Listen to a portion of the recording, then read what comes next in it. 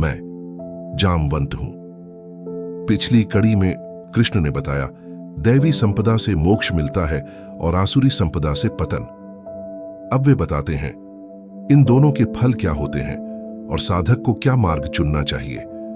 कृष्ण ने कहा, दैवी गुणों से युक्त लोग निर्भयता, संयम और शुद्धता के मार्ग पर चलते हुए मोक्ष को प्राप्त करते हैं, जबकि आसुरी गुणों से युक्त व्यक्ति मोह, अहंकार और पाप के कारण नरक गति को प्राप्त होता है। अब वे कहते हैं 3 प्रकार के नरक के द्वार हैं जो आत्मा का नाश करते हैं: काम, विकारपूर्ण इच्छाएं; क्रोध, विनाशकारी आवेश; लोभ, अतृप्त लालसा।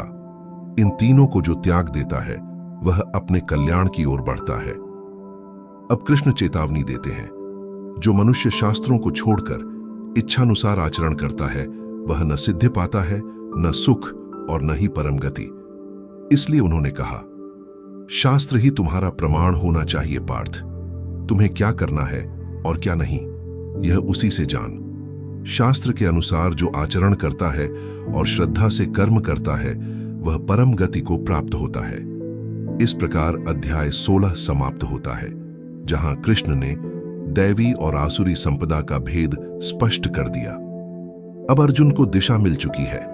यदि उसे भगवान तक पहुंचना है तो उसे शुद्ध आचरण, संयम, अहिंसा, नम्रता और भक्ति का मार्ग अपनाना ही होगा।